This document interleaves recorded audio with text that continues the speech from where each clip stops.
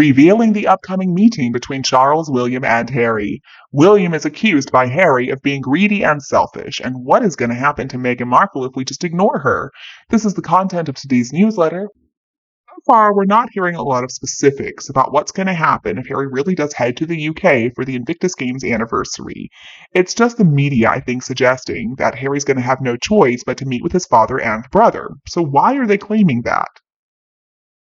And maybe I read it wrong, but I could not find out whether the King and Prince William even want to meet Harry. I mean, I think it has to work both ways. I think all parties need to agree. And I don't believe a meeting with Prince Harry is going to be anywhere near the top of either's list of things to do. So maybe theoretically Harry is expressing an interest in meeting with them, but unless they actually want to take the time out of their busy schedules to say hello and hear what he has to say, I don't believe any meeting is going to take place. Because think about it, guys, what would the king want to say to this spiteful, resentful, mean, traitorous son who really only wants to see his father so that he can get some money from him? Ever since he moved to the US, that is really all he ever wants from his father. And when Charles refused to even take Harry's calls, Meghan decided to take over with the begging, and of course she was unsuccessful.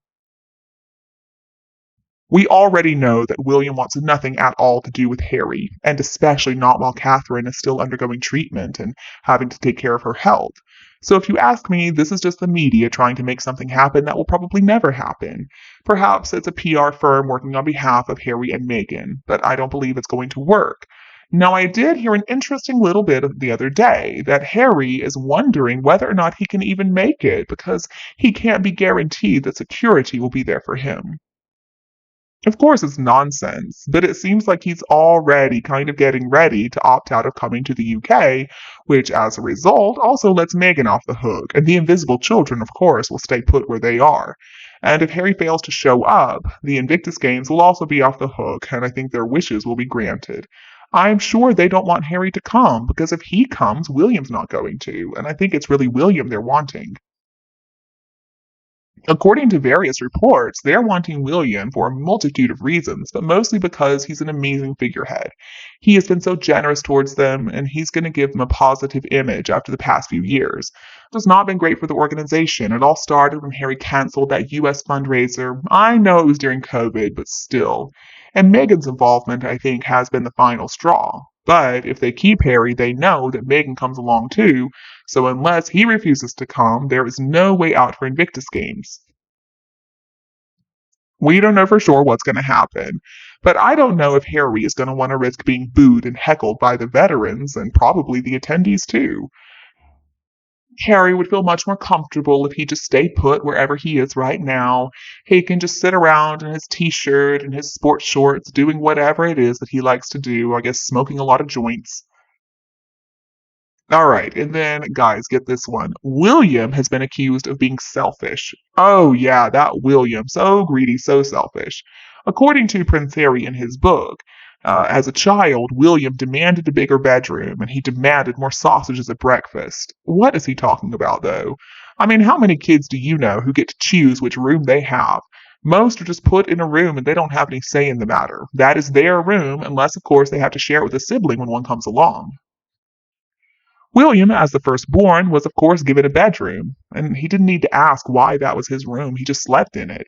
And then when Harry came along, there were enough bedrooms so that he also got his own room, and then that's what it became. It became Harry's room. Who cares about the size of it? I'm sure it was big enough. And now this room was assigned to him by his parents, his nanny, his grandparents, whoever the hosts were, I'm not even sure. And I expect that sometimes they would go places where they had to share. But wherever they went, if they got to have their own rooms, I mean, of course, William would get the bigger bedroom. He was the older brother, and he'd been there to stay before, so he would keep the same bedroom every time they went to visit.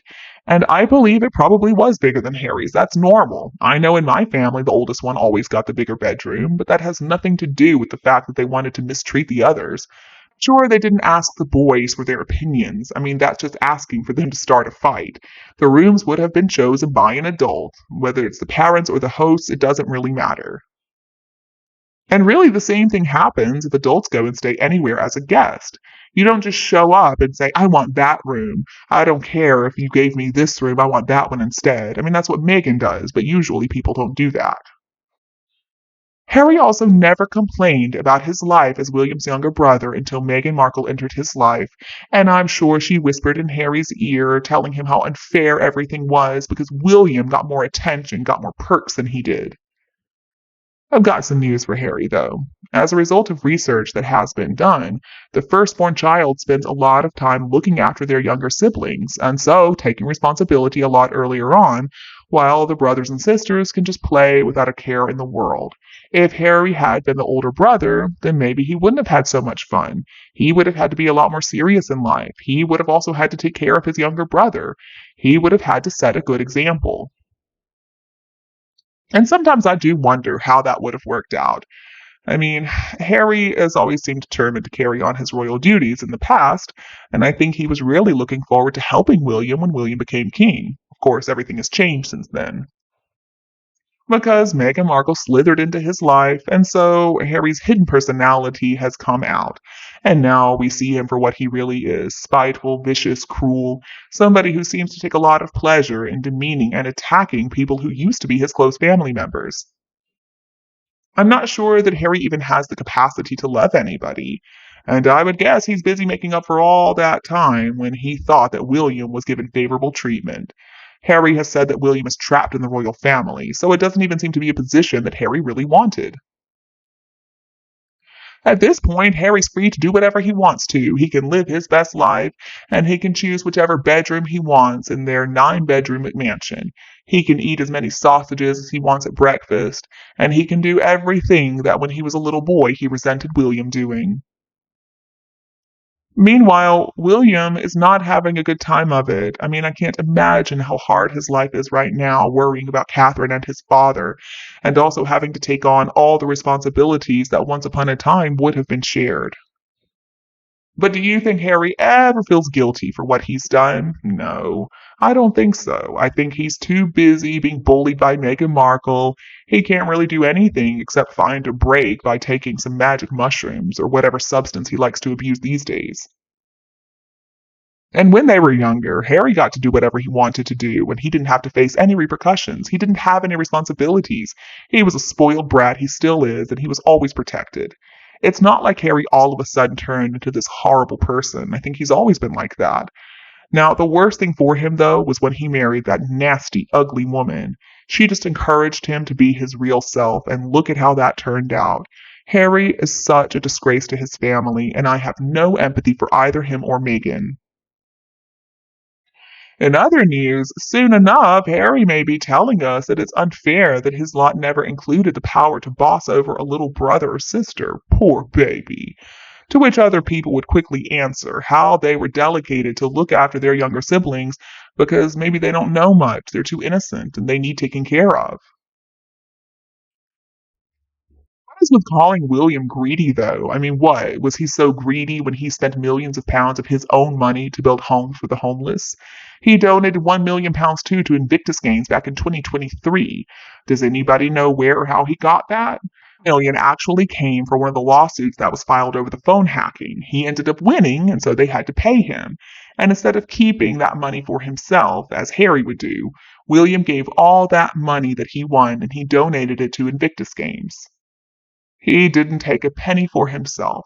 Instead of donating, though, Harry and Meghan have just charged Invictus for their speeches, their appearances, for Meghan's inappropriate and oversized wardrobes, jewelry, for the parties, the restaurants, the most expensive hotel they could find, with the most expensive room, of course. I think they have to have the whole floor.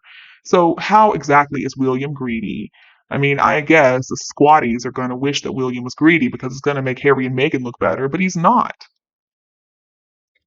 All right, final bit of news that we've got to talk about. If we ignore Meghan, do you think that she's going to get the message and go away? Well, no, unfortunately, my friends, that would never work, because according to Meghan, everything she does is perfect, and it is always our fault. Because, see, we just can't see her perfection. We can't see how great and wonderful she really is. And that's why she just keeps on forcing herself upon us, shoving herself in our faces, and still making the same mistakes over and over again. So Meghan Markle was trying to steal the thunder from the Prince and Princess of Wales, and she launched her own new venture, American Riviera Orchard, asking people to sign up for it with their names and contact details, but she doesn't even have anything for sale yet. She hasn't even registered the name or the logo yet, so it easily could end up being a big nothing burger. Until it's registered and ready, Meghan cannot trademark any goods that she plans to sell, and that's going to take a long time. It's been almost a month since that launch, and no progress has been made. And at the same time, they are so proud, saying the site has about 600,000 followers. Now, the latest rumor is that many of the people are actually bots. For somebody who is supposedly world famous, Meghan Markle seems to have very little support for this new venture. I mean, she was hoping for at least 500,000 in the first week, with many more millions to follow. It hasn't happened.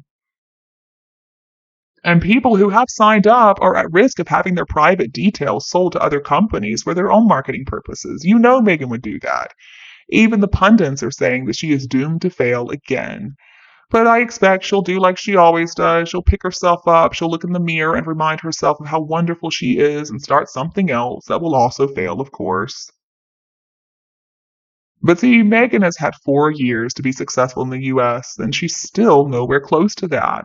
For her, unfortunately, I am guessing there will be a very limited number of tomorrows because she is quickly running out of time. She never did have any good ideas. I would just prefer for Meghan Markle to fade away into obscurity, and if she ever does manage to annoy us again, let it be quietly and with no PR. The problem with Meghan is she has nothing good to offer. She can't really do anything. And I'm sure it's so hard for these PR people to try to sell Meghan to the world when she's completely empty, but that's not going to stop her from trying. This is the main content in today's newsletter. Thank you for your interest in following. If you have any feedback or suggestions, please leave a comment below. And don't forget to support the channel with a like, share, and subscription to the channel. Goodbye for now, and I'll be back to see you again soon.